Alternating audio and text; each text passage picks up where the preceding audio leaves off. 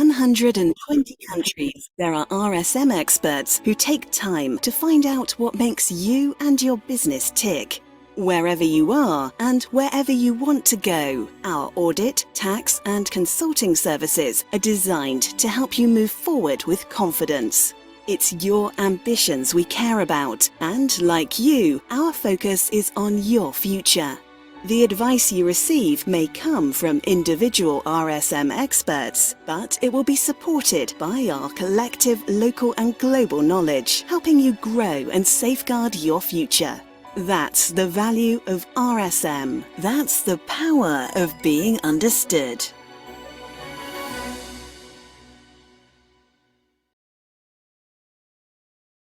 Halo, selamat pagi, Ibu dan Bapak. Senang sekali bisa bertemu pagi hari ini dengan RSM. Saya Indira Simatupang, saya adalah Head of Governance Risk Control Consulting dan juga Technology Consulting di RSM Indonesia. Dan pagi ini kita ingin sharing dengan Bapak dan Ibu mengenai Internal Audit Capability Model bersama dengan partner kami, Gusti Made Bagus Daniel Probo, atau yang biasa dipanggil Daniel. Mudah-mudahan pagi ini kita bisa update gitu ya, dan juga mungkin bisa ada kesempatan kita bisa berdiskusi. Secara general mungkin saya sampaikan bahwa Internal Audit Capability Model ini didesain untuk bisa membantu organisasi menyusun kerangka yang bisa mengidentifikasi apa sih fundamental building block yang dibutuhkan untuk fungsi audit internal. Dan Internal Audit Capability Model ini ideally jangan di refer kepada angka atau khusus pada leveling gitu ya. Tetapi level itu kita hanya untuk mengetahui saat ini kita ada di mana dan kemana kita ingin pergi sesuai dengan kebutuhan kita gitu. Karena ini lebih daripada sekedar untuk melihat saat ini kita ada di posisi mana atau sudah mencapai posisi apa. Yang lebih penting adalah kalau kita punya kerangka kerja yang jelas terbukti dan diakui secara umum internationally, kita punya communication vehicle kepada stakeholders kita. Kita punya basis untuk bilang ini kenapa dibutuhkan, dan memberikan juga kerangka untuk kita bisa terus mengimprove diri sendiri dan menyusun roadmap untuk kita bisa terus melakukan pengembangan yang dibutuhkan sesuai dengan needs organisasi. Mungkin sekian dulu dari saya, karena kalau enggak nanti Pak Daniel diambil sama saya ceritanya. Mungkin itu Ibu Bapak. Terima kasih. Silakan Daniel. Terima kasih Bu Angela. Selamat pagi juga Bapak Ibu sekalian. Sebelumnya kami sampaikan terima kasih untuk waktu Bapak Ibu sekalian untuk bisa join, bisa hadir di acara webinar kita pada pagi hari ini. Mungkin nanti selain pemaparan materi, kami juga jika Bapak Ibu berkenan mungkin kita juga bisa banyak melakukan diskusi sehubungan dengan topik yang akan disampaikan. Mungkin saya coba untuk kita mulai presentasinya.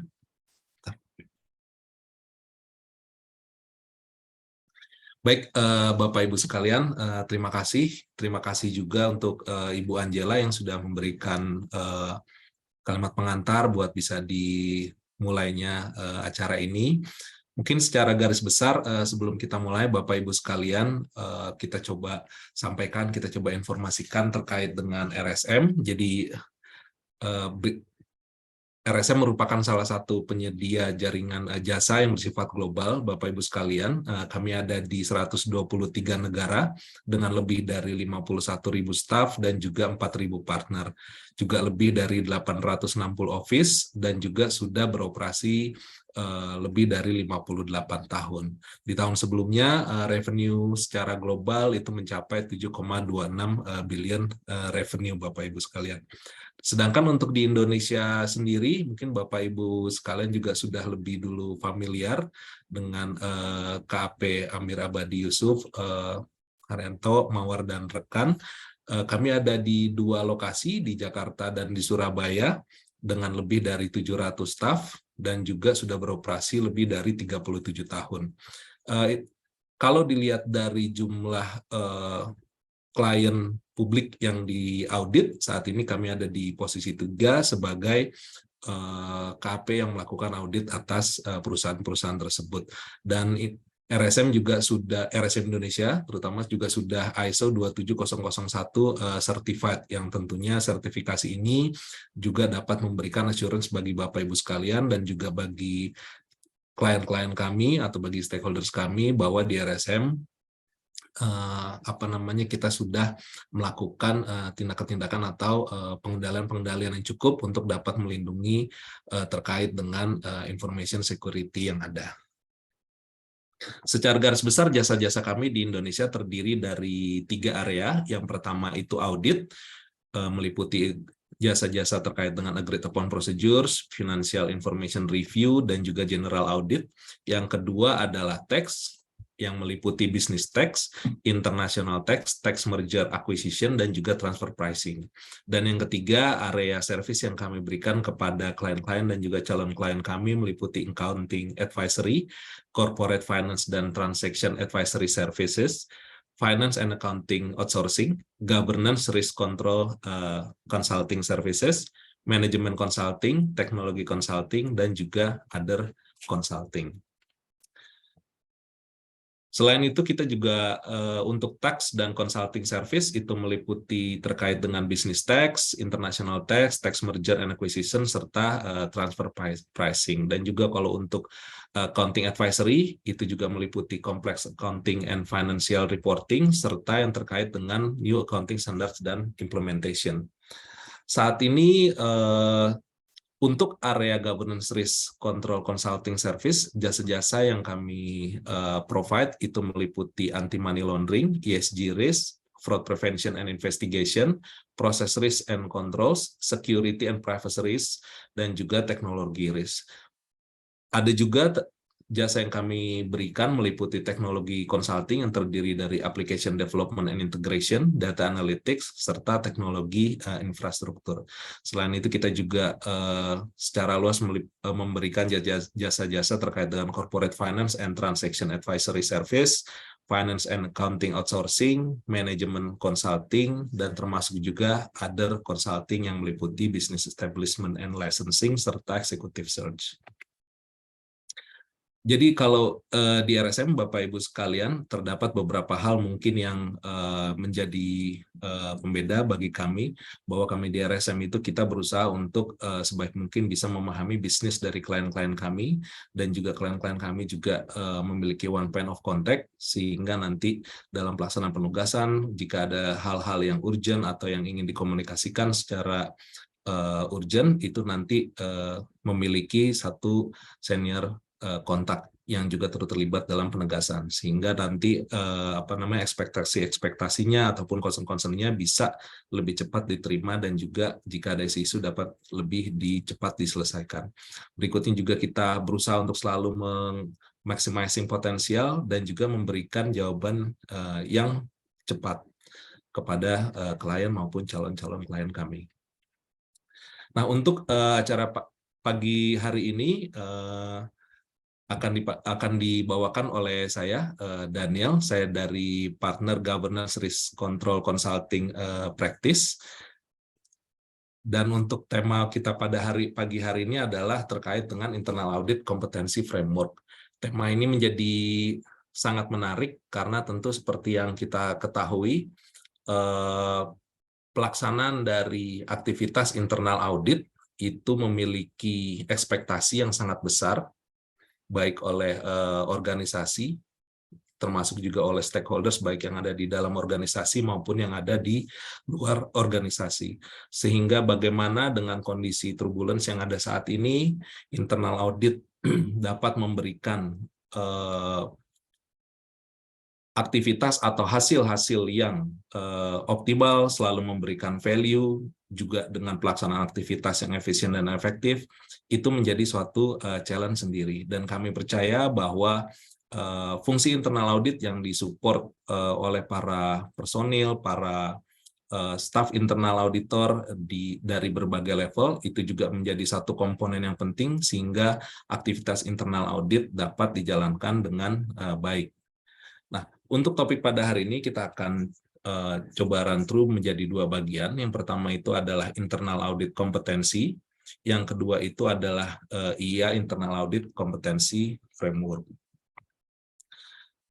Nah, seperti yang kita ketahui Bapak Ibu sekalian, mungkin juga sebelumnya sudah disampaikan bahwa memang sehubungan dengan kondisi yang ada sekarang, baik yang kondisi-kondisi secara makro, mikro, kondisi secara nasional maupun juga kondisi secara global, bukan hanya dari sektor ekonomi, tapi juga dari politik, juga dari environment, serta juga dari sektor keuangan, itu tentu sama-sama kita ketahui memberikan pressure-pressure yang sangat berat bagi banyak organisasi.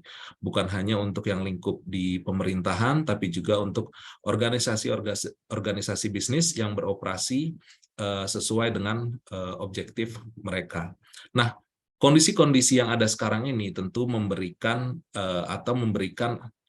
exposure, membawa dampak risiko-risiko yang dapat mengganggu tujuan mereka dalam menjalankan operasinya, Bapak Ibu sekalian.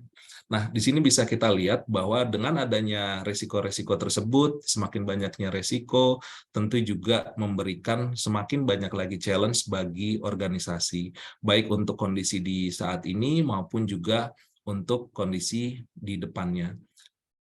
Kalau kita lihat mungkin secara garis besar, Bapak Ibu, tantangan-tantangan yang dihadapi oleh banyak organisasi meliputi juga dari ketidakstabilan ekonomi, politik, juga perubahan dari regulatory environment, terkait juga dengan environment dan juga social sustainability, disruptive innovation, supply chain disruption, termasuk juga terkait dengan cyber threat, risiko cyber security, cyber threat yang semakin meningkat, yang juga mungkin kalau biasanya risiko-risiko itu biasanya kita dengar, tapi saat ini risiko-risiko terkait cyber, data security itu menjadi seperti hal yang sering kita dengar, atau bahkan juga mungkin kejadian tersebut nggak jauh-jauh dari environment di mana kita berada.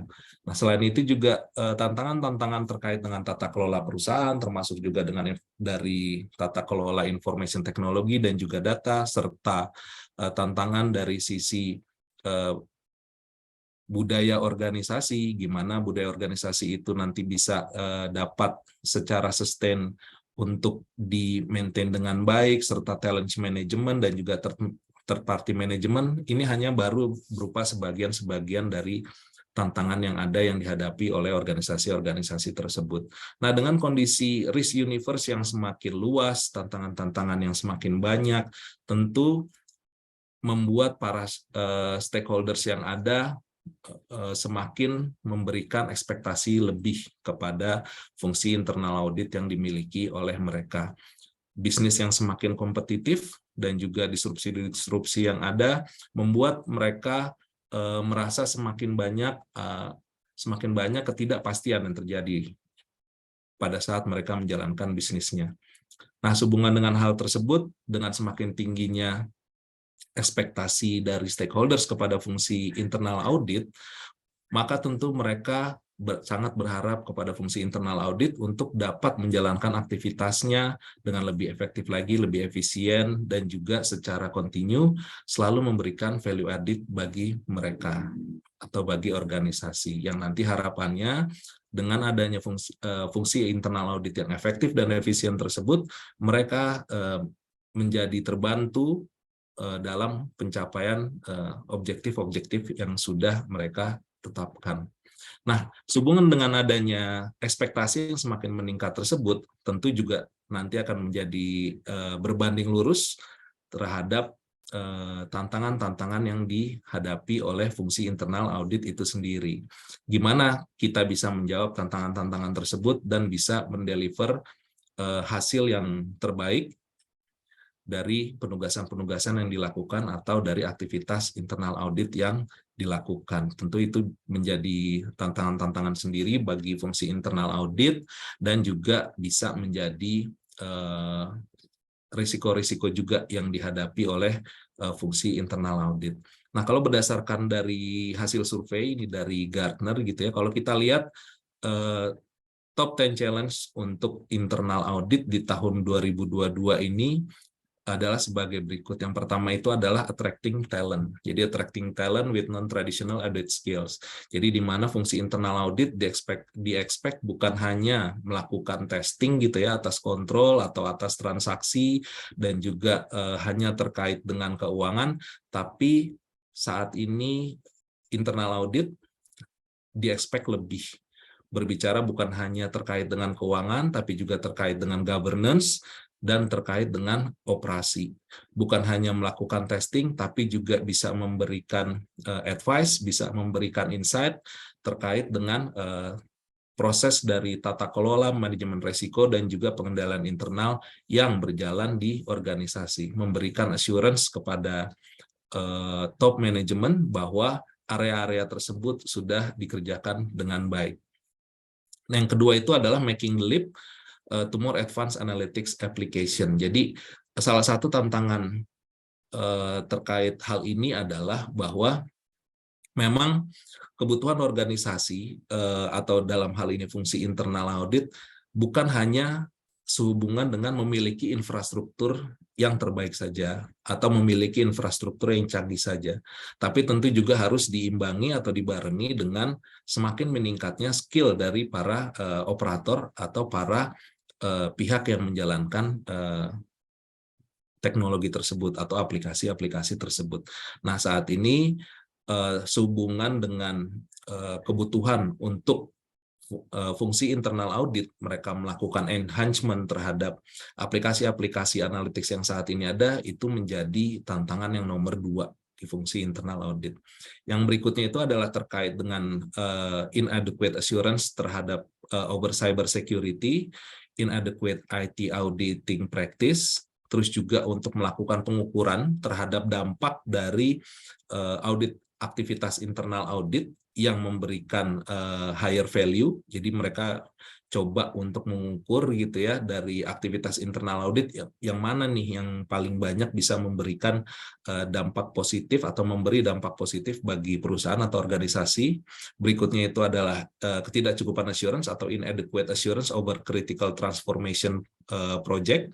Jadi hal ini termasuk mau dari project-project terkait dengan konstruksi atau misalnya terkait dengan transformasi sehubungan dengan sistem informasi yang digunakan, ini dirasakan bahwa organisasi belum bisa mendapatkan assurance yang cukup bahwa proyek-proyek transformasi tersebut bisa berlangsung dengan baik. Nah, berikutnya juga terkait dengan nah ini seperti yang disampaikan tadi, keeping pace di expanding risk universe. Jadi dengan semakin banyak tantangan-tantangan yang ada, semakin luas risk universe yang ada bagi organisasi. Nah, gimana ini caranya supaya proses assurance yang diberikan itu bisa secepat risiko-risiko yang terjadi, supaya kontrol-kontrol tersebut atau misalnya mitigasi-mitigasi tersebut bisa dapat dilakukan secepatnya sehingga risiko tersebut tidak menjadi suatu insiden atau eksiden. Nah, berikutnya juga sehubungan dengan gimana cara untuk kita bisa mengejar terhadap semakin meningkatnya kompleksitas dari third party environment. Gimana fungsi internal audit dia bisa melakukan audit kepada pihak-pihak third party yang tentunya dampak-dampak atau perubahan-perubahan dari environment, terus juga teknologi ataupun model bisnis bukan hanya berpengaruh kepada organisasi kita atau perusahaan kita, tapi juga berpengaruh kepada organisasi dari para third parties tersebut, mau dari vendor, supplier, ataupun customer-customer. Nah, ini gimana caranya internal audit dapat memberikan assurance terhadap third party.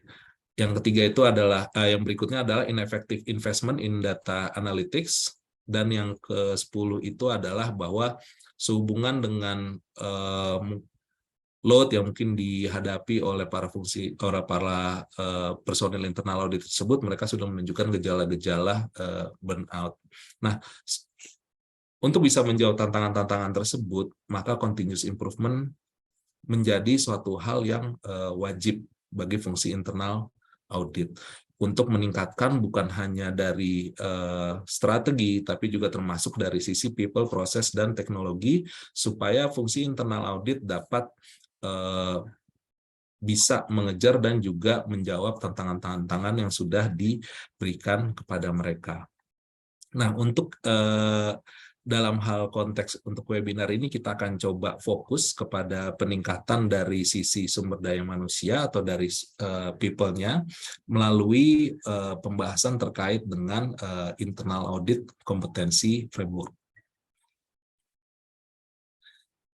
Jadi kalau kita lihat Bapak Ibu sekalian, mungkin kita coba sedikit mundur ke belakang, kita kembali ke basic sebelum berbicara mengenai framework-nya.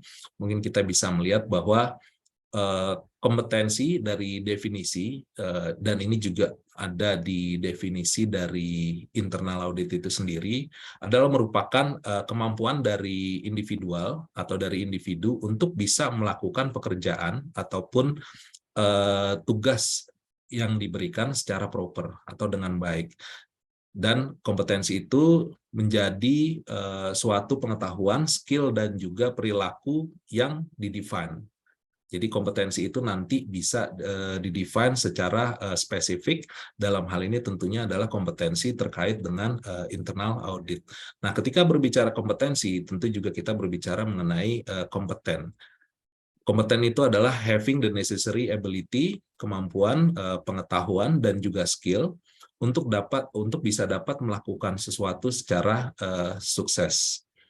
Nah, kalau kita lihat sehubungan dengan kompetensi ini menjadi sesuatu yang dipersyaratkan atau mandatori oleh standar profesional kita di fungsi internal audit. Kalau kita merujuk kepada IPPF, mulai dari misi dari internal audit, dari situ sudah disebutkan atau sudah tersirat bahwa misi dari internal audit itu adalah to enhance and protect organizational value by providing risk-based and objective assurance, advice, and insight. Tentu kompetensi yang tinggi atau kompetensi yang cukup sangat dibutuhkan agar internal auditor bisa memberikan assurance, advice, dan apalagi insight. Nah, kalau kita juga lihat dari definisi internal audit, itu juga sebenarnya juga sudah terlihat gitu ya, kebutuhan atau persyaratan atas adanya kompetensi dari para internal auditor. An independent objective assurance and consulting activity designed to add value and improve an organization operations. It helps an organization accomplish its objective by bringing a systematic, disciplined approach to evaluate and improve the effectiveness of risk management, control, and governance process. Jadi kompetensi itu sangat dibutuhkan untuk kita bisa memberikan independent objective assurance dan juga consulting activity, sehingga kita bisa memberikan assurance pada proses-proses atau area-area terkait dengan pengelolaan risiko, pengendalian internal, dan juga tata kelola yang ada di perusahaan. Nah, kita coba lihat lagi dari mandatory guidance, di mana itu mencakup yang pertama core principle, itu termasuk bahwa internal audit harus mendemonstrasikan kompetensi dan juga due professional care atau kecakapan dan juga kecermatan profesional, kalau kita coba Indonesiakan gitu ya, itu menjadi salah satu prinsip dari pelaksanaan aktivitas internal audit. Dan ketika kita masuk ke kode etik, itu juga ada di sana prinsip terkait dengan kompetensi, bahwa internal auditor apply the knowledge, skill, and experience needed in the performance of internal audit service. Nah, dari sisi rules of conduct, internal auditors itu diharapkan sehubungan dengan kompetensi yang dimiliki, bahwa mereka melakukan penugasan-penugasan atau pekerjaan-pekerjaan yang mereka miliki knowledge, skill, dan experience-nya. Gitu. Dan berikutnya mereka juga melakukan pekerjaan-pekerjaan yang sesuai dengan standar yang sudah ditetapkan. Dalam hal ini adalah PPIA atau standar international standard for the professional practice of internal auditing, nggak boleh keluar dari jalur tersebut supaya hasil dari penugasan atau aktivitas internal auditnya dapat dipertanggungjawabkan. Dan juga internal auditor itu diharapkan untuk bisa selalu meningkatkan profisiensi atau kecakapan mereka dan juga efektivitas dan kualitas dari servis-servis yang mereka berikan. Nah, kalau kita coba masuk lagi terkait dengan standar yang memberikan kita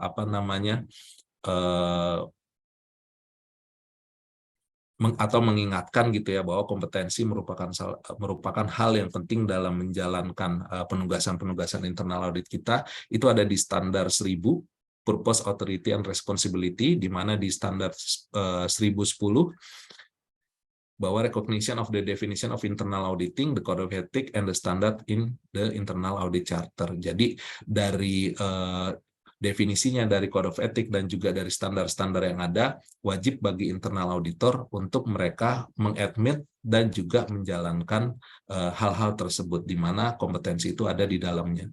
Dan kalau kita lihat lagi dari standar 1200 Proficiency and Due Professional Care, maka di sini kita bisa lihat bahwa standar 1200 itu menyebutkan bahwa engagement must be performed with proficiency and due professional care, di mana due professional care itu mungkin bisa kita pahami bahwa internal auditor harus mengaplikasikan care dan juga skill yang diharapkan gitu. Walaupun memang di professional care ini bukan berarti diharapkan tidak ada kesalahan atau dia harus sempurna ya. Makanya biasanya kita juga melakukan penugasan, kita sampaikan bahwa reasonable assurance.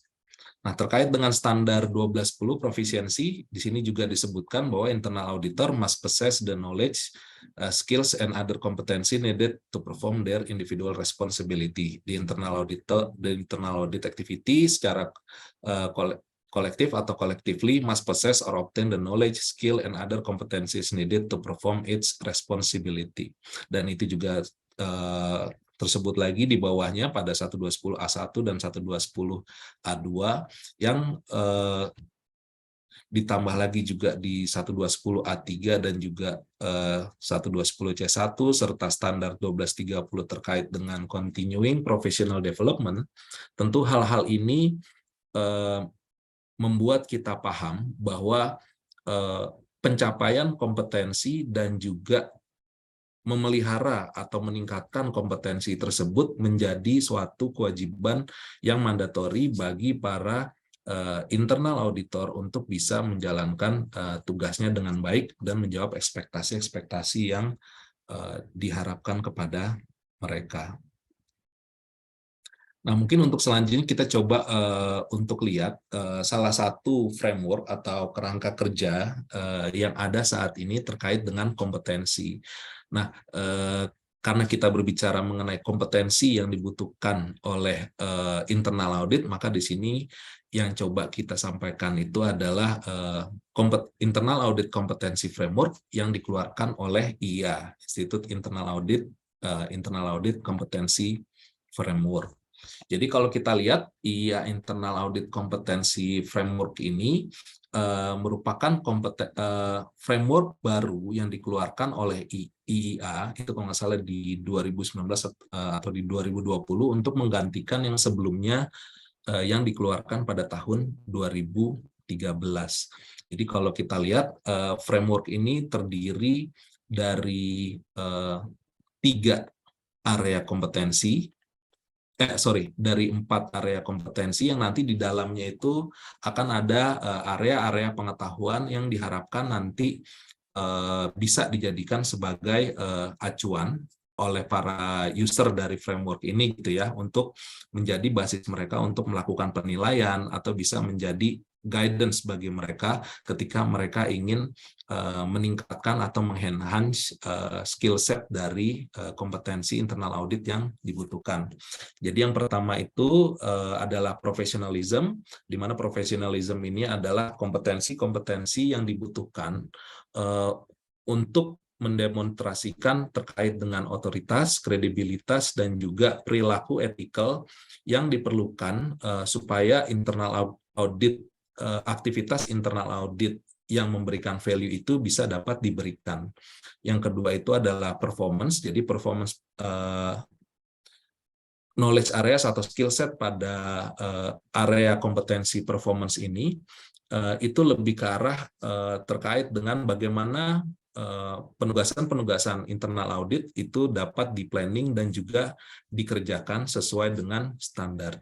Nah, yang ketiga itu adalah environment, di mana environment ini merupakan kompetensi yang dibutuhkan untuk mengidentifikasikan dan juga bisa mengadres spesifik risiko yang ada di industri dan juga environment dari organisasi, di mana organisasi tersebut bisa beroperasi.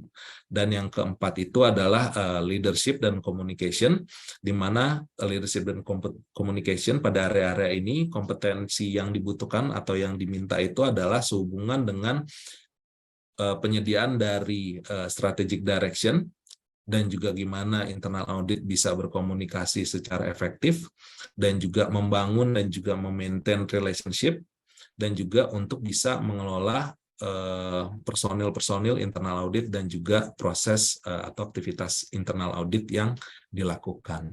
Jadi kalau kita lihat dari kompetensi framework ini, Bapak Ibu sekalian, mulai dari professionalism, performance, environment, leadership, dan juga communication, ini sebenarnya sudah selaras. Kalau misalnya kita juga saat ini gitu ya lagi mau ambil ujian gitu ya sertifikasi internal audit CIA. Nah, ini nanti kalau kita lihat selanjutnya dari knowledge areas tersebut itu sebenarnya bisa kita lihat bahwa ini sangat terkait sekali gitu, dimana pada area profesionalisme ini kita berbicara mengenai skill set atau kompetensi yang dibutuhkan sehubungan dengan internal audit, dan yang performance itu kita berbicara mengenai standar-standar ataupun juga code of ethic yang ada di IPPF. Jadi 1-3 ini berbicara mengenai kompetensi-kompetensi teknis, sedangkan untuk yang 4, kompetensi area nomor 4, leadership and communication, ini berbicara mengenai soft skill. Baik. Nah, kalau kita lihat ke dalam, Bapak Ibu sekalian, jadi kalau di total ini dari keempat area kompetensi tersebut ada 22 knowledge area. Di sini kita lihat pada bagian professionalism itu ada sekitar 7 knowledge area yang nanti bisa dijadikan acuan untuk bisa melihat saat ini kita ada di posisi yang mana, terus juga enhancement atau peningkatan apa yang ingin kita lakukan atau kita dapatkan supaya kita bisa masuk ke tingkatan kompetensi berikutnya. Jadi pada area professionalism ini terdiri dari 7 knowledge area. Yang pertama itu adalah misi dari internal auditing. Yang kedua itu adalah internal audit charter. Yang ketiga itu adalah independensi organisasi. Yang keempat itu adalah objektivitas individu. Yang kelima adalah ethical behavior. Keenam, due professional care. Dan juga yang ketujuh adalah professional development. Semua ini, knowledge area ini ada di bagian professionalism. Sedangkan untuk area performance ini juga ada 7. Yang pertama itu adalah organizational governance. Yang kedua itu adalah fraud. Ketiga itu risk management. Keempat itu adalah internal control. Terus juga yang kelima itu engagement planning. Keenam engagement fieldwork, dan juga engagement outcomes untuk bagian yang knowledge area yang ketujuh pada bagian performance. Nah, untuk bagian environment itu terdiri dari 5, ada organizational strategic planning and management, common business process, terus juga yang ketiga social responsibility, dan berikutnya adalah, atau yang keempat adalah information technology, dan yang kelima adalah accounting and finance. Nah, pada bagian leadership and communication atau kompetensi area leadership and communication itu terdiri dari 3 knowledge area. Yang pertama itu adalah internal audit, strategic planning and management, audit planning and coordinating assurance effort, dan juga quality assurance and improvement program. Jadi kalau kita lihat dari masing-masing knowledge area yang ada pada masing-masing kompetensi, 4 kompetensi area tersebut, ini mungkin kalau saat ini Bapak Ibu sedang mempersiapkan untuk ujian CAE tadi gitu ya, part 1, part 2, part 3, atau yang sebelumnya melakukan ujian, ini mungkin sepertinya sama Bapak Ibu sekalian. Jadi memang ini dibuat supaya bisa selaras. Nah, sekarang kita coba lihat dari sampel yang ada Bapak Ibu sekalian untuk yang terkait dengan professionalism. Jadi ini merupakan tools yang nanti Bapak Ibu bisa gunakan ketika ingin melakukan atau menyusun internal audit kompetensi tools. Tools ini bisa diperkaya sesuai dengan kebutuhan Bapak Ibu sekalian gitu ya, sesuai dengan kondisi yang ada. Dan sebagai suatu tools untuk mengukur kompetensi tentu juga mungkin nggak bisa sendiri Bapak Ibu sekalian. Karena ketika berbicara kompetensi, kita bukan hanya berbicara dari sisi individual gitu ya, tapi ketika ada di organisasi tentu perlu ada penyelarasan dari aspirasi-aspirasi peningkatan kompetensi yang diharapkan oleh si individu, tapi juga bisa atau wajib di-align-kan dengan tujuan dari organisasi tersebut atau tujuan dari divisi ataupun departemen di mana individu-individu tersebut berada. Dalam hal ini konteksnya itu adalah internal audit. Nah, di sini contoh dari kompetensi area professionalism. Di sini kita bisa lihat beberapa knowledge area yang sebelumnya tadi disebutkan. Ada mission of internal auditing, ada internal audit charter, ada organizational independence, individual objectivity, serta ethical behavior. Nah, ketika ingin mengukur kompetensi levelnya di sini yang disediakan itu ada 3.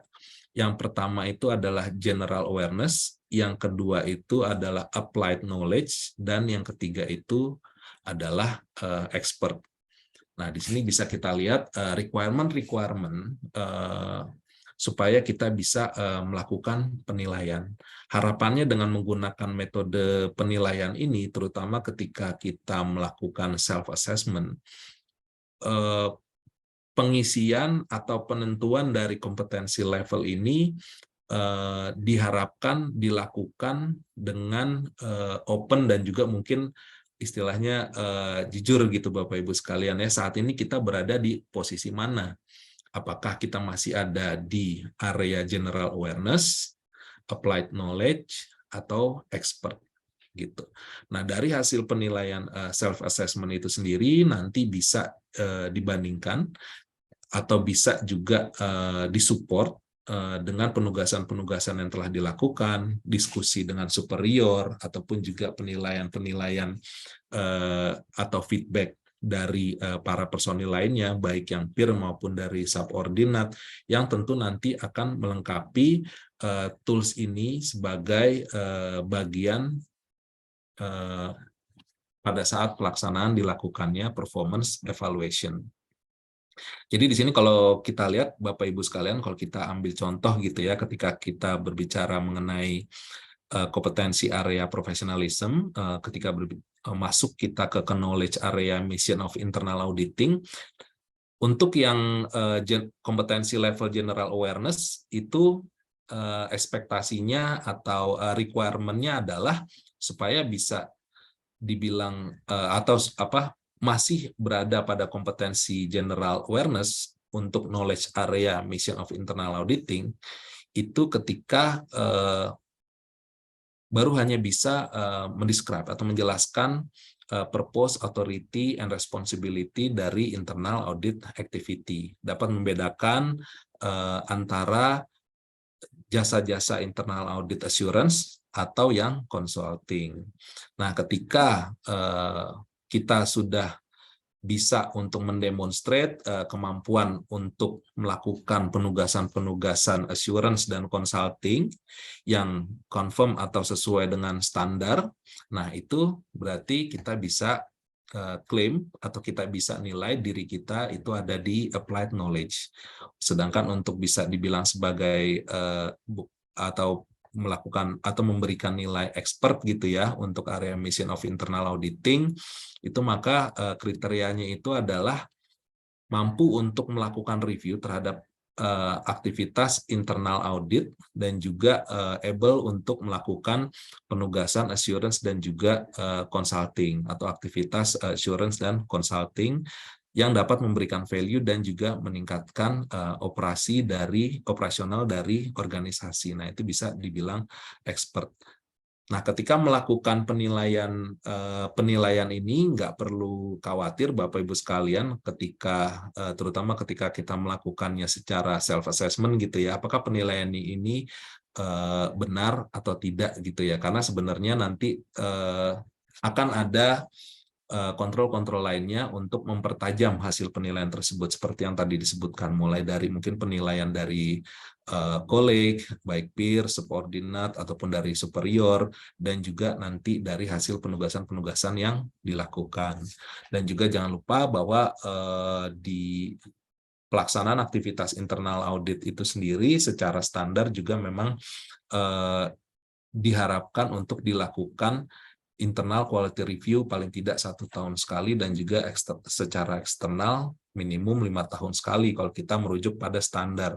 Jadi pada akhirnya ketika ada penilaian pembanding dan juga adanya quality review baik yang dilakukan oleh internal atau eksternal, itu nanti tentu hasil penilaian-penilaian yang sudah ada yang telah dilakukan gitu ya bisa dipertajam atau bisa diberikan rekomendasi-rekomendasi untuk peningkatannya.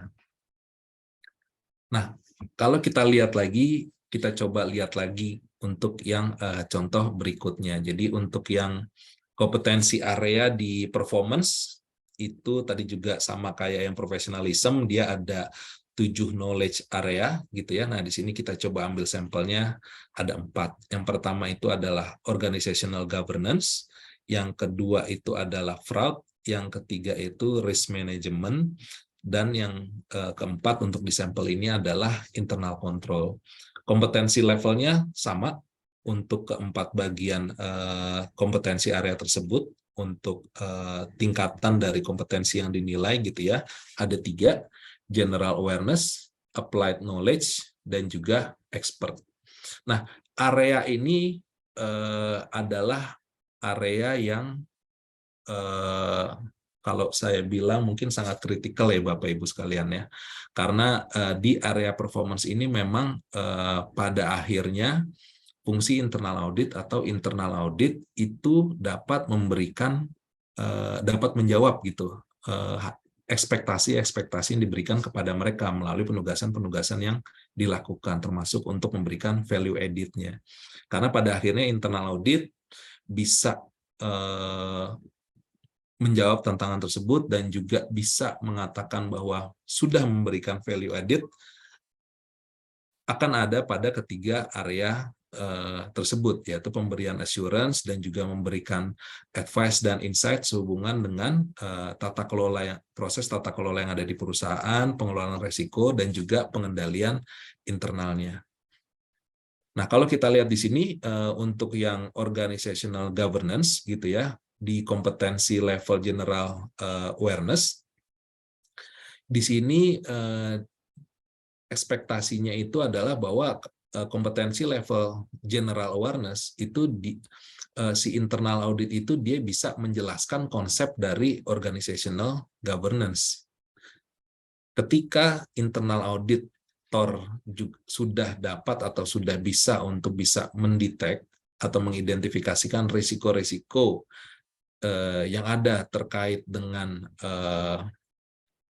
kebijakan, proses, dan juga struktur tata kelola yang ada di organisasi atau ada di perusahaan, maka dia masuk ke kompetensi level yang applied knowledge. Sedangkan untuk expert di situ dibilang gitu ya, kalau berdasarkan toolsnya itu internal auditor sudah bisa merekomendasikan improvement atau merekomendasikan peningkatan kepada organisasi terkait dengan kebijakan, proses, dan juga struktur dari tata kelola yang ada. Jadi di sini kita lihat sebenarnya sesimpel bahwa untuk yang area ini ya, general awareness itu berarti kita tahu konsepnya, kita paham konsepnya, applied knowledge itu kita bisa mendetek risiko-risikonya yang ada, dan expert itu adalah pada akhirnya ketika kita bukan hanya bisa mendeteksi adanya risiko atau mendeteksi adanya temuan, tapi juga bisa memberikan rekomendasi-rekomendasi peningkatan atau perbaikan gitu ya. Nah, kalau kita lihat yang knowledge area kedua pada kompetensi performance gitu ya terkait dengan fraud. Nah, di sini general awareness ini di sini dibilang bahwa ada di tingkatan atau ada di kompetensi level general awareness untuk knowledge area fraud adalah ketika bisa merecognize atau mengenali gitu ya, atau bisa tahu tipe-tipe dari fraud itu apa sih gitu. Fraud risk itu apa dan red flag dari fraud itu apa. Itu dia ada di general awareness. Ada di kompetensi levelnya bisa dinilai berada di applied knowledge ketika internal auditor itu bisa melakukan evaluasi atas potensial fraud yang mungkin terjadi dan gimana organisasi bisa mendeteksi dan juga mengelola fraud risiko yang mereka hadapi, serta bisa merekomendasikan kontrol untuk mencegah dan mendetek fraud, dan juga mengeducate untuk peningkatan awareness terhadap fraud di organisasi. Nah, sedangkan untuk yang level expert itu adalah internal auditor bisa apply forensic auditing technique in fraud prevention, deterrence, and investigation. Nah, cuman balik lagi, Bapak Ibu sekalian, mungkin untuk yang area fraud ini, internal audit itu tidak diharapkan gitu ya untuk bisa menjadi expert pada area ini gitu, karena tentu ekspektasinya beda dengan mereka yang rekan-rekan auditor yang memang mereka pekerjaannya itu adalah khusus untuk melakukan forensik atau fraud investigation. Jadi di sini kita bisa lihat nih bahwa kok bobotnya kayaknya beda ya yang di organizational governance dengan yang di fraud gitu ya. Nah, berikutnya itu adalah terkait dengan risk management. Di sini bisa kita lihat gitu ya dari 3 kompetensi level bahwa internal auditor itu bisa masuk ke dalam kategori kompetensi level general awareness ketika internal audit bisa mendescribe fundamental konsep dari risk dan juga risk management, bisa menjelaskan dari risk management framework. Nah, jadi di sini kalau untuk apa namanya internal auditor dia belum bisa, bahkan belum bisa memberikan atau belum bisa menjelaskan konsep-konsep fundamental dari risiko, manajemen risiko, ataupun juga belum bisa menjelaskan framework dari manajemen risikonya, ya berarti dia belum mencapai di general, bahkan belum bisa mencapai di general awareness-nya. Nah, untuk applied knowledge di sini ekspektasinya itu adalah untuk si internal auditor dia bisa menggunakan framework dari risk management untuk mengidentifikasikan potensial threat, examine the effective of risk management within process dan juga function. Jadi bisa menggunakan framework dari risk management ini untuk mengidentifikasi kemungkinan threat yang akan terjadi dan juga bisa melakukan penilaian dari efektivitas proses manajemen risiko yang dijalankan di organisasi atau di perusahaan tersebut. Nah, sedangkan untuk knowledge area risk management pada kompetensi level expert, itu harapannya itu atau penilaiannya itu adalah bahwa internal auditor bisa menilai metode-metode yang digunakan untuk mengakses efektivitas dari risk identification dan juga risk management. Nah, berikutnya juga dengan yang internal control. Mungkin kita coba lanjut ke bagian berikutnya yang terkait dengan environment. Jadi environment ini kalau kita lihat di sini sampelnya itu adalah termasuk organizational strategic planning and management, di mana itu termasuk dari strukturnya, performance measures-nya, organizational behavior, dan juga leadership. Dan berikutnya juga knowledge area-nya ada common business process dan juga social responsibility dan sustainability. Dimana kalau kita ingat tadi untuk kompetensi area environment, knowledge area-nya itu dia ada 5 yang bisa digunakan untuk pelaksanaan penilaian. Nah, yang menarik adalah di knowledge area yang ketiga, bahwa social responsibility dan juga sustainability ini ternyata masuk ke dalam knowledge area yang dijadikan penilaian kepada para pada kompetensi level internal audit. Nah, ini tentu juga sehubungan dengan kondisi yang ada sekarang, Bapak Ibu sekalian ya, bahwa risiko-risiko terkait dengan social responsibility, sustainability juga menjadi meningkat, dan juga kebutuhan dari tata kelola organisasi untuk peningkatan dan pengelolaan risiko-risiko seputar sosial dan juga sustainability tersebut juga semakin meningkat. Yang itu juga terlihat dari produk-produk regulasi yang dikeluarkan oleh pemerintah. Nah, ini makanya ekspektasinya itu adalah internal audit juga harus bisa catch up atau bisa masuk ke dalam area tersebut untuk dapat memberikan assurance bagi top management atas risiko-risiko social responsibility dan sustainability yang dihadapi oleh organisasi tersebut, apakah sudah dikelola dengan baik. Nah, di sini kalau kita lihat contohnya, kita ambil satu sampel Bapak Ibu terkait dengan social responsibility dan juga sustainability. Di sini kita lihat bahwa kompetensi level internal auditor untuk yang general awareness itu adalah bahwa internal auditor itu bisa mendescribe atau menjelaskan corporate social responsibility and sustainability. Sedangkan untuk kompetensi level applied knowledge diharapkan internal auditor bisa melakukan pemeriksaan atau bisa memeriksa approach atau pendekatan yang digunakan oleh perusahaan atau organisasi sehubungan dengan social responsibility dan sustainability yang dilakukan. Sedangkan untuk bisa melakukan penilaian atau mendapatkan penilaian pada kompetensi level expert, maka si internal auditor di-expect atau diharapkan bisa merekomendasikan action to improve the organization approach, gitu ya, bisa memberikan rekomendasi untuk meningkatkan approach dari organisasi terhadap social responsibility dan juga sustainability ini. Nah, berikutnya untuk yang sampel kita terakhir sehubungan dengan internal audit competency tool ini adalah untuk kompetensi area leadership and communication, gitu ya. Ini kita ambil 2 aja. Yang pertama itu adalah terkait dengan knowledge area internal audit, strategic planning and management, serta audit plan and coordinating assurance effort. Jadi kalau nggak salah di area leadership and communication ini ada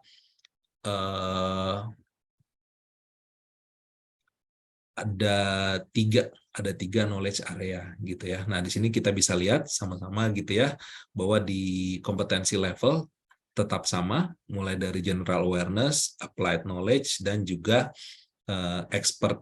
Nah, kalau kita lihat internal audit strategic planning and management itu ada tiga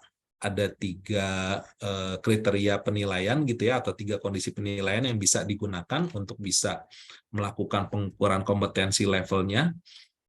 Kalau kita lihat yang pertama adalah recognize the importance of aligning the internal audit strategic plan with the organization strategy.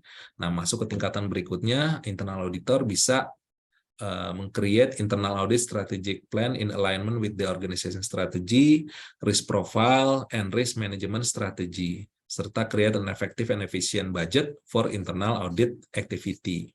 Jadi applied knowledge ini berarti si internal auditor dia bisa menyusun internal audit strategic plan yang selaras dengan strategi risk profile dan juga strategi risk management dari perusahaan, serta juga dapat untuk menyusun budget untuk aktivitas internal audit yang efektif dan juga efisien. Sedangkan pada tingkatan expert, maka si internal audit diharapkan untuk bisa mengakses internal audit strategic plan, evaluate and recommend improvement to the budget for the internal audit activity.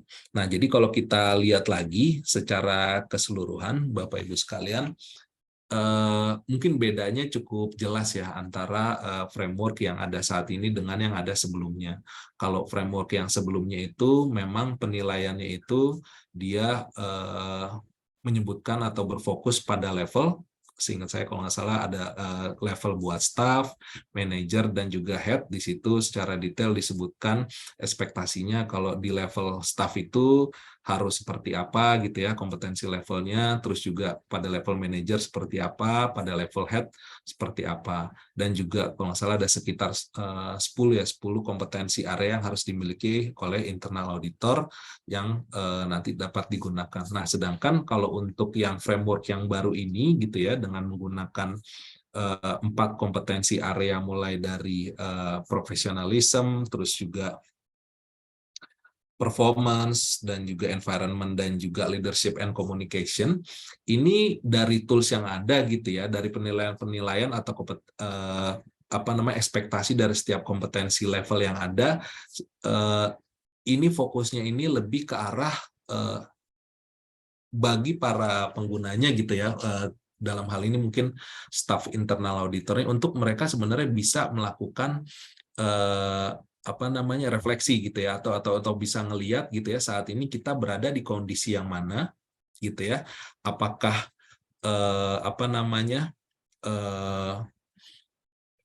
sudah sesuai gitu ya dengan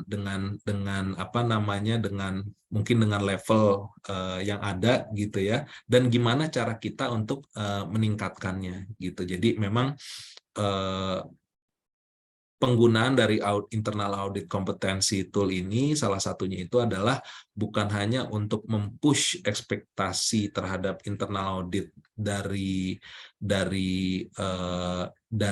organisasi gitu ya, baik dari fungsi internal audit maupun dari perusahaan, tapi juga memberikan ruang atau room bagi para personil internal auditor itu sendiri untuk mereka bisa bisa mengetahui saat ini mereka ada di mana, dan aspirasi mereka berikutnya dari keempat kompetensi area itu apa aja yang ingin mereka tingkatkan sebagai prioritas mereka, yang tentunya harus align dengan juga ya dengan ekspektasi yang diberikan sesuai dengan level dan juga kondisi yang ada di perusahaan mereka.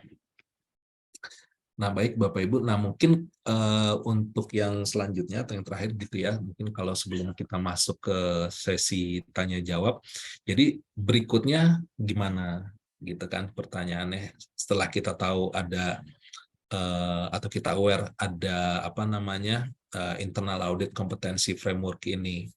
Nah, jadi kembali lagi, kompetensi framework ini bisa digunakan secara individu atau bisa juga digunakan oleh organisasi. Ketika digunakan secara individu, ini bisa digunakan sebagai salah satu acuan gitu ya, untuk melihat kemampuan kita sebagai internal auditor saat ini ada di mana, dan itu bisa langsung kita selaraskan gitu ya, sehubungan dengan profesi internal audit, sehubungan dengan standar profesi internal audit yang ada ya, bahwa untuk mencapai level tersebut kita harus melakukan apa dan kita ingin ada di mana. Nah, sedangkan bagi organisasi tentu internal audit kompetensi framework ini bisa digunakan sebagai bagian dari kompetensi framework organisasi secara keseluruhan untuk area atau fungsi internal audit yang nanti harapannya bisa membantu gitu ya untuk melakukan setup ekspektasi baik pada saat melakukan hiring gitu ya, hiring dari para personel internal audit berdasarkan level-level yang ada, ataupun juga ketika ingin melakukan penilaian kinerja untuk masuk pada level berikutnya. Nah, kalau kita lihat kembali lagi, jadi berikutnya gimana? Jadi berikutnya ini Bapak Ibu sekalian, kita bisa mulai dari kita establish starting point. Jadi di sini kita melakukan penilaian gitu ya. Saat ini kondisi kita atau kompetensi kita ada di mana. Setelah itu yang kedua itu adalah kita coba setup, kita rencanakan tujuannya atau directionnya gitu ya, 1 tahun lagi mungkin, atau 2 tahun lagi, 3 tahun lagi, kita tuh ingin kompetensi area tersebut kita ada di level yang mana. Nah, yang ketiga adalah plan the journey-nya. Untuk bisa mencapai kompetensi tersebut, kita harus melakukan apa. Nah, terus berikutnya adalah kita mapping. Nah, terus juga yang terakhir itu adalah kita melakukan review dan juga monitor atas progres dari pengembangan-pengembangan yang sudah kita lakukan. Jadi mungkin secara garis besar seperti itu Bapak Ibu sekalian sehubungan dengan internal audit kompetensi framework yang saat ini disampaikan. Semoga ini nanti dapat membantu gitu ya Bapak Ibu sekalian, termasuk juga saya gitu ya, untuk mengidentifikasi learning journey yang ingin kita lakukan gitu. Terima kasih Bapak Ibu. Mungkin silakan kalau ada yang ingin ditanyakan atau didiskusikan Bapak Ibu sekalian. Terima kasih.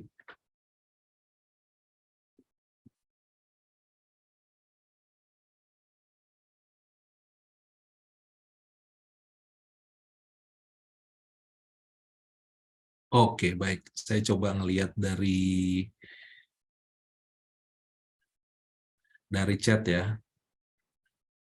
Jadi di sini pertanyaannya yang pertama itu adalah mohon rekomendasi analytic application untuk internal audit.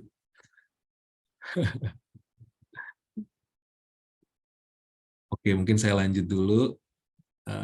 Ini dari Pak Budiana gitu. Dari Pak Budiana. Oke, sorry. Ini untuk bahan presentasi webinar. Kalau bahan presentasi webinar nanti akan disampaikan Pak ketika sudah melakukan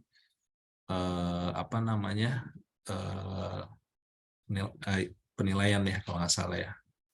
Nah mungkin dari Ibu Lim Wike Salim ICBC gitu ya. Pertanyaannya itu apakah ada pengaruh kompetensi auditor dengan level posisi auditor tersebut? Bagaimana menilai kesesuaian kompetensi dengan level posisi auditor? Karena ada auditor dengan kompetensi yang tidak lebih baik, namun memiliki level posisi yang tinggi.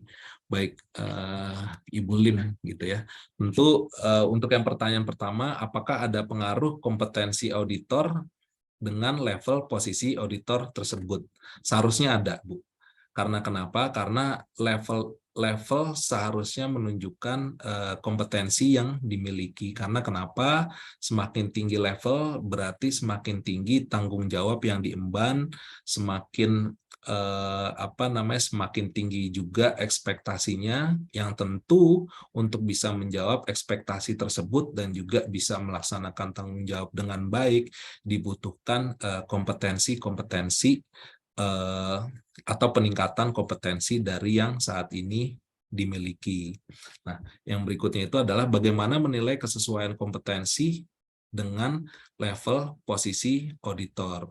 Baik, kembali lagi Bu, jadi dari framework yang tadi disampaikan, framework ini bisa menjadi acuan.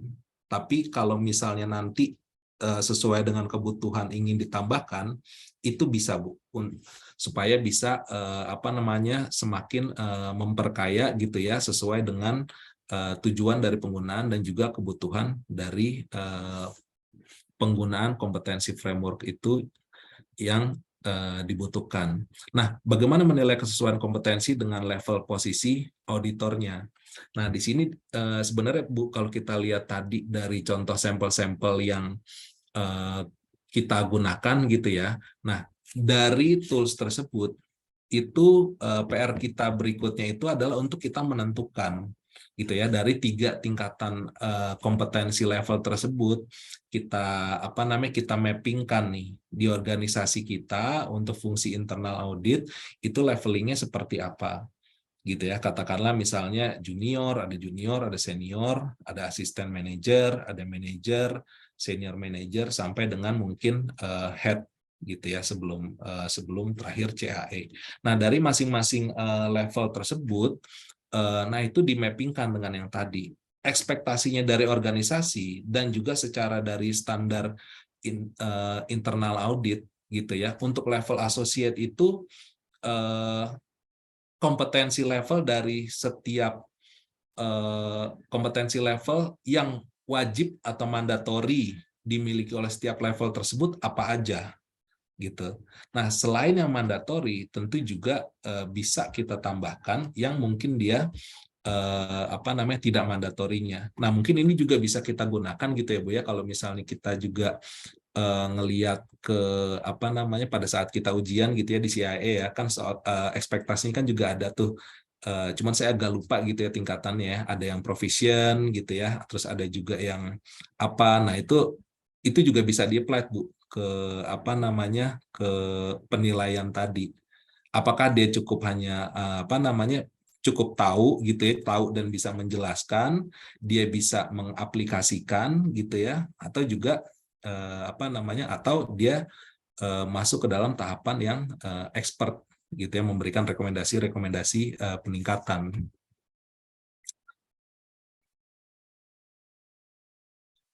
Nah, kalau pertanyaan berikutnya statement berikutnya, karena ada auditor dengan kompetensi yang tidak lebih baik namun memiliki level posisi yang tinggi. Nah, ini susah Bu saya komen Bu ya. Karena memang ada rezekinya masing-masing gitu ya.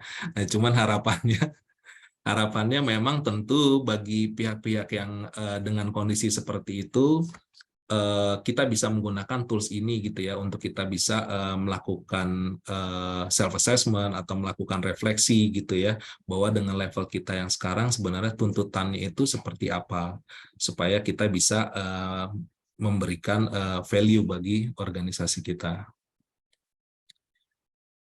Berikutnya dari Pak Denis, izin bertanya, apakah terdapat referensi kurikulum pembelajaran bagi auditor internal untuk setiap area pengetahuan dan level kompetensi? Ada Pak Denis. Nah, Pak Denis mungkin bisa nih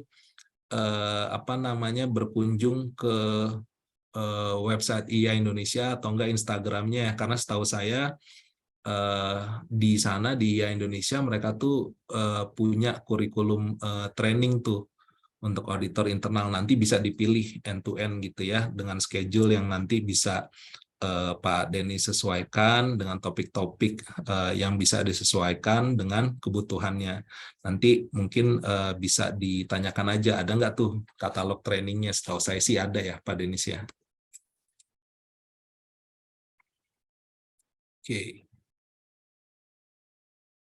Oh iya, mohon maaf Ibu Budiana. Tadi saya mungkin kayaknya saya salah sebut ya Ibu Budiana. Mohon maaf ya. Nah, ini dari oke. Dari Pak Adi Prakoso, apakah framework ini berlaku untuk tim IA kecil atau besar? Iya Pak. Ini framework ini bisa digunakan untuk fungsi internal audit atau tim internal audit, baik dari skala kecil maupun skala besar, Bapak.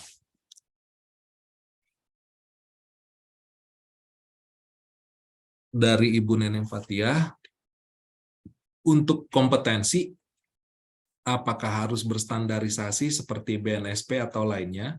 Dan apakah pengalaman juga dapat diakui sebagai pengakuan kompeten? Nah, karena ini kan kompetensinya ini kan berupa framework ya Bu ya, framework yang dikeluarkan oleh IIA global gitu ya, di mana IIA global sendiri sebagai suatu entitas yang sudah sangat well known sekali gitu ya secara global untuk profesi internal auditor, tentu dengan sendiri produk-produk yang mereka keluarkan, di mana salah satunya adalah IA Competency Framework ini, tentu sudah bisa di-assure gitu ya, bahwa ini sangat relate sekali terhadap kebutuhan dari kompetensi internal auditor saat ini, Bapak Ibu sekalian. Jadi kalau saya rasa sih untuk kompetensi apakah harus berstandarisasi seperti BNSP atau lainnya, ya enggak juga sih gitu. Tapi memang ketika Bapak atau Ibu ingin di-acknowledge gitu ya oleh orang lain bahwa memang sudah kompeten, salah satu caranya itu ya bukan hanya mengikuti pelatihan gitu ya, tapi bisa juga dengan mendapatkan sertifikasi. Apakah pengalaman juga dapat diakui sebagai pengakuan kompetensi?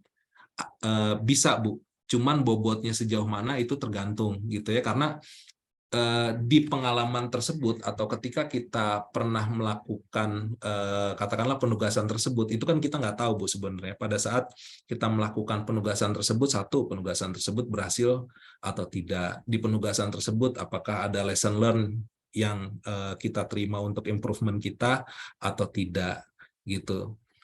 Jadi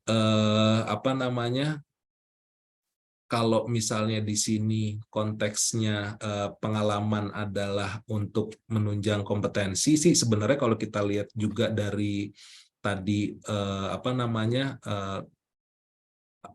leveling dari kompetensi level tadi sih sebenarnya udah nyambung ya, Bu ya. Contoh kayak tadi nih misalnya yang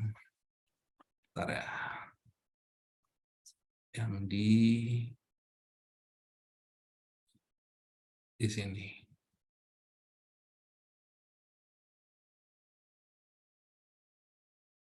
Contoh misalnya di bagian fraud gitu ya. Tentu kriteria atau aspek pengalaman akan masuk di sini juga, Bapak Ibu sekalian. Ketika dia masih ada di kompetensi level general awareness gitu ya. General awareness berarti mungkin belum ada pengalamannya, kita baca buku gitu ya, ikut training atau kita learning sendiri gitu ya. Ya kita bisa merecognize tipe-tipe dari fraud, risiko fraud, dan juga red flag dari fraud, tapi masih textbook, belum ada pengalamannya, belum ada pengalaman langsung. Tapi masuk ke tingkatan berikutnya, applied knowledge gitu ya, atau mengaplikasikan dari pengetahuan yang dimiliki. Di situ kompetensi level requirement-nya adalah melakukan evaluasi atau evaluate the potential for fraud and how the organization detect and manage fraud risk, recommend control to prevent and detect fraud, and educate to improve the organization fraud awareness. Nah, ini faktor pengalaman pasti udah ke-embed, Bu, di sini. Udah masuk ke dalam tingkatan kompetensi level ini. Dan berikutnya ketika kita masuk ke tingkatan expert. Baik, terima kasih, Bu. Berikutnya dari Ibu Teresia Meliana, izin bertanya, Pak. Waduh, makasih Bu Teresia. Kalau sama saya nggak usah pakai izin, Bu. Langsung aja. Jadi, apakah komponen kompetensi tools ini best practice-nya dimasukkan sebagai KPI auditor? Iya, Bu. Nanti bisa kita masukkan sebagai KPI auditor, bagian dari pelaksanaan performance improvement kita. Dan balik lagi, framework ini gitu ya, Bu ya, itu bukan hanya sebagai satu-satunya referensi ya, Bu ya, gitu, untuk untuk kita bisa melakukan penilaian kompetensi. Tapi dari tools yang ada, dari framework yang ada, itu bisa dikembangkan lagi lebih lanjut sesuai dengan kebutuhan, baik dari size organisasinya ataupun tingkat kompleksitas dari pelaksanaan aktivitas audit internalnya gitu. Nah, itu bisa dikembangkan. Nah, berikutnya boleh minta tips, Pak, bagaimana implementasinya, karena tools ini sepertinya lebih kualitatif, sedangkan KPI umumnya kuantitatif. Nah, jadi di sini Bu, yang satu yang mesti kita tambahkan itu, ini kan bahasanya ini kan masih bahasa generik ya Bu ya, dan juga belum kita masukkan juga katakanlah unsur scoring ya. Nah, nanti kembali lagi Bu, ketika Ibu ingin menyusun gitu ya, untuk bisa menggunakan internal audit kompetensi tool ini menjadi apa namanya, tools penilaian performance untuk para personil internal auditor gitu ya, termasuk juga untuk penyusunan KPI-nya, itu masih ada satu step lagi ya Bu ya, termasuk juga apakah kita ingin memberikan atau melakukan scoring atas penilaian KPI tadi. Jadi yang pertama itu adalah menyusun scoringnya, termasuk juga melakukan pembobotan. Yang kedua itu adalah untuk kita menurunkan atau kita membridging dari ekspektasi atau kriteria dari masing-masing kompetensi level ini menjadi detail KPI Bu, seperti itu. Baik dari kriteria KPI-nya dan juga dari bobot atau persentase untuk penilaiannya. Yusuf PT dari Pak Yusuf PT Spindo. Bentar Pak.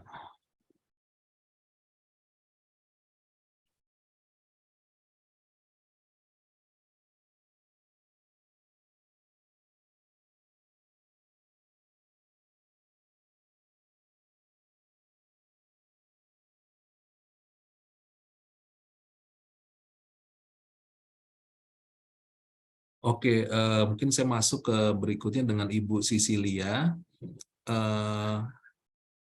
Mau bertanya mengenai struktur di organisasi posisi IA. Apakah baik under Departemen Finance atau harus berdiri sendiri. Jadi baik lagi Bu, kalau kita melihat apa namanya, merujuk kepada standar ya Bu ya, supaya fungsi internal audit dia bisa melakukan aktivitasnya secara efektif dan efisien, salah satu persyaratannya adalah bahwa fungsi internal audit itu harus independen, Bu. Gitu. Independen tuh maksudnya di mana? Kalau kita merujuk kepada konsep three lines model, berarti dia harus ada di line ketiga.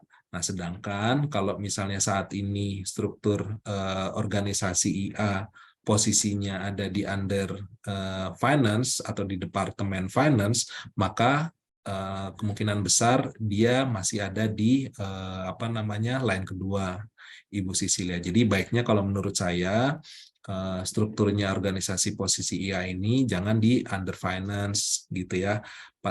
Paling nggak dia langsung reporting ke CEO dan juga dia bisa reporting kalau bisa ada komite auditnya gitu ya. Tapi memang tentu kita juga paham bahwa apa namanya, hal ini akan bergantung dari level maturity organisasi gitu ya, sesuai juga dengan kebutuhannya gitu. Apa namanya, bukan dibilang nggak boleh juga Bu ya. Jadi istilahnya tergantung kebutuhannya saat ini gitu ya, dan nanti ke depannya seperti apa. Karena apa namanya, fungsi internal audit ini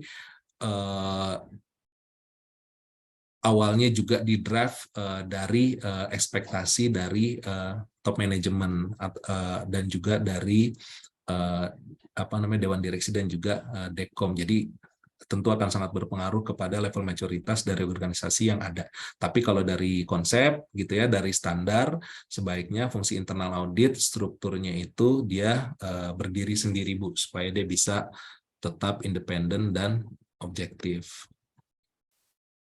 Terima kasih Bu Lim. Terima kasih Bu Sisilia dengan Pak Yusuf. Apakah framework ini berlaku untuk level apa? Ini berlaku untuk semua level Pak, mulai dari level staff, senior, asisten manajer, terus juga senior manager atau partner gitu ya. Dia bisa menggunakan ini nih untuk melakukan penilaian gitu ya. Saat ini posisi mereka ada di mana dan mereka selanjutnya apa namanya, ingin ada di level apa gitu. Jadi framework ini berlaku untuk semua level. dengan Ibu Rizka, apakah ada pengaruh terkait kompetensi auditor terhadap hasil audit, dan bagaimana kita mengetahui kompetensi diri sendiri sebaiknya dinilai oleh siapa. Nah, tentu pasti ada pengaruhnya, Bu, kompetensi auditor terhadap hasil audit gitu ya. Kan kalau pertanyaan gampangnya, gimana kita bisa audit kalau kita nggak tahu cara melakukan audit, kita nggak tahu objek yang akan diaudit gitu ya, Bu ya, di mana kompetensi-kompetensi ini kalau kita ngeliat framework yang tadi ya, Ibu juga bisa lihat gitu ya, dari dari kompetensi areanya, dari knowledge areanya, itu adalah kompetensi-kompetensi yang dibutuhkan. Dan juga kalau kita lihat dari standarnya, dari IPPF-nya gitu ya, kenapa akhirnya kompetensi itu selalu disebutkan gitu ya, bahkan sampai ada di kode etiknya, terus juga ada di standar-standar ya, karena memang kompetensi auditor ini sangat penting untuk kita bisa memberikan aktivitas internal audit yang baik kepada auditi kita, supaya kita bisa memberikan assurance yang baik kepada top management dan kepada stakeholders kita gitu. Dan kalau misalnya nanti kompetensinya sendiri juga rendah gitu ya, tentu juga akan membawa atau meningkatkan risiko audit dari pelaksanaan penugasan internal audit yang dilakukan. Nah, bagaimana kita mengetahui kompetensi diri sendiri? Mungkin kita bisa lakukan self-assessment, Bu, untuk mengetahui kompetensi diri sendiri. Sebaiknya dinilai oleh siapa? Sebaiknya itu untuk bisa melakukan penilaian, paling enggak ada feedback lah, atau ada pembanding, Bu, untuk melakukan penilaian atas kompetensi gitu ya. Jadi kita bisa melakukan penilaian diri sendiri, tapi juga nanti bisa kita mendapatkan feedback gitu ya terkait dengan kompetensi tersebut, seperti yang tadi saya sampaikan, bisa dari superior kita, bisa dari peer kita, ataupun bisa dari subordinat kita, yang nanti tentu harapannya masukan-masukan yang konstruktif itu bisa menjadi pembelajaran dan kita masukkan sebagai bagian dari improvement kita dalam rangka untuk kita bisa masuk ke kompetensi level yang berikutnya sesuai dengan yang kita planningkan.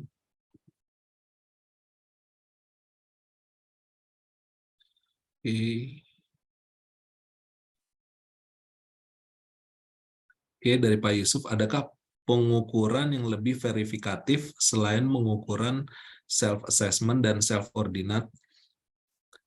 Nah, baik Pak Yusuf, ini biasanya sih bukan hanya kalau kita sering dengar ya Pak Yusuf ya, pengukuran kinerja itu kan nggak mungkin lah kalau misalnya pengukuran kinerja itu hanya hasil dari penilaian auditornya sendiri gitu ya. Dan juga ada yang istilahnya 180 derajat, penilaian hanya dilakukan oleh superiornya aja gitu.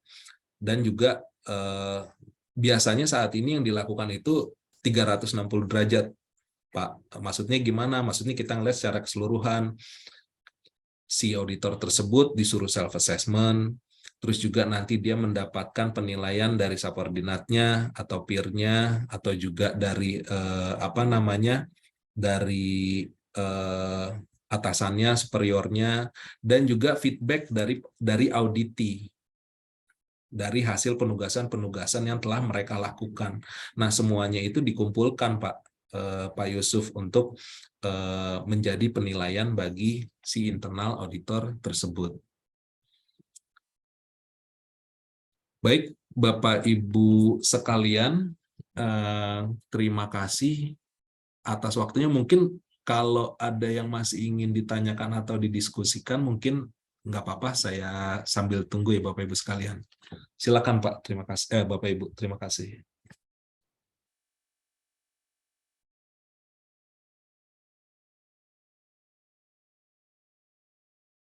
Oke, mungkin sambil menunggu saya juga mungkin mengencourage Bapak Ibu sekalian gitu ya, yang tentu saya yakin yang di sini yang hadir juga pasti kebanyakan dari fungsi atau merupakan internal auditor Bapak Ibu sekalian. Saya tuh mengencourage untuk apa namanya sebagai bagian dari learning kita, peningkatan kompetensi kita, itu nggak ada salahnya untuk kita bisa menjadi member di organisasi profesional gitu ya, terutama untuk yang dia dengan skala apa namanya global, di mana dengan skala global itu tentu ekspektasi kompetensi gitu ya untuk para auditor yang ada di satu negara tentu diharapkan sama dengan negara yang lain. Nah, dalam hal ini mungkin bisa merujuk ke IIA gitu ya, karena kenapa? Karena dengan kita bergabung sebagai member gitu ya di sana, itu sebenarnya kita punya akses yang sangat baik untuk kita bisa mendapatkan update-update dan juga reference gitu ya untuk peningkatan pengetahuan kita, kompetensi kita dari knowledge resource yang ada Bapak Ibu sekalian. Jadi ini bukan pesan sponsor Bapak Ibu, tapi kalau saya sih ngelihatnya knowledge yang ada di sana gitu ya, update-update yang ada di sana itu tentu akan sangat menunjang sekali terhadap pelaksanaan aktivitas internal audit yang Bapak Ibu lakukan, baik dari sisi strategic internal auditnya, dari sisi people-nya, prosesnya, dan juga teknologi atau infrastruktur internal audit yang diharapkan Bapak Ibu.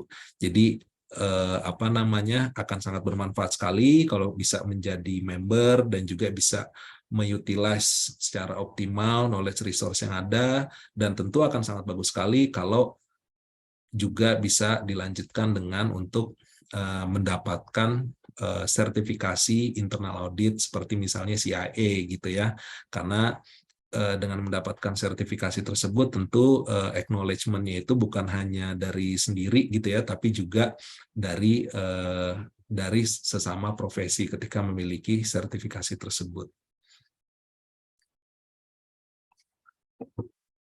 Oke, mungkin baik kalau misalnya tidak ada pertanyaan lagi atau hal yang ingin didiskusikan, Bapak Ibu sekalian, saya ucapkan terima kasih untuk waktu dan juga perhatian pertanyaan yang sudah Bapak Ibu berikan untuk acara kita pada pagi hari ini, Bapak Ibu sekalian. Mungkin jangan bosan-bosan, nanti kalau ada webinar lagi, silakan Bapak Ibu, karena sebenarnya acara-acara seperti ini tentu selain membantu kita untuk mendapatkan awareness atau mendapatkan tambahan pengetahuan atau juga sekedar untuk merefresh pengetahuan yang ada, tentu juga bisa menjadi sarana kita untuk melakukan diskusi sebagai sesama internal auditor yang harapannya nanti juga bisa dapat memperkaya knowledge kita dan juga awareness kita, atau juga bisa memberikan dampak yang positif ke dalam aktivitas yang kita lakukan sehari-hari. Baik, terima kasih Bapak-bapak, Ibu-ibu. Saya harap semuanya selalu dalam keadaan sehat dan sukses selalu. Selamat siang Bapak Ibu sekalian. Terima kasih. Izin pamit.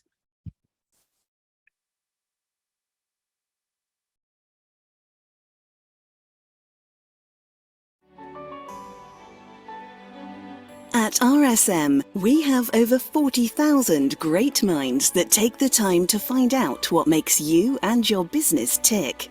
Our audit, tax, and consulting services are designed to help you move forward with confidence, but it's how we do it that sets us apart. RSM's experts take time to understand what matters most to you, which means you receive advice that goes beyond your expectations. What you'll notice is the lengths our people go to understand the hurdles that stand in your way, and then to find innovative ways to help you jump over them. That's the value of RSM. That's the power of being understood.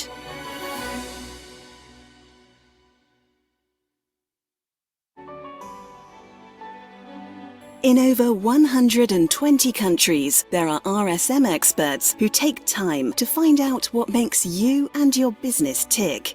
Wherever you are and wherever you want to go, our audit, tax and consulting services are designed to help you move forward with confidence. It's your ambitions we care about, and like you, our focus is on your future. The advice you receive may come from individual RSM experts, but it will be supported by our collective local and global knowledge, helping you grow and safeguard your future. That's the value of RSM. That's the power of being understood.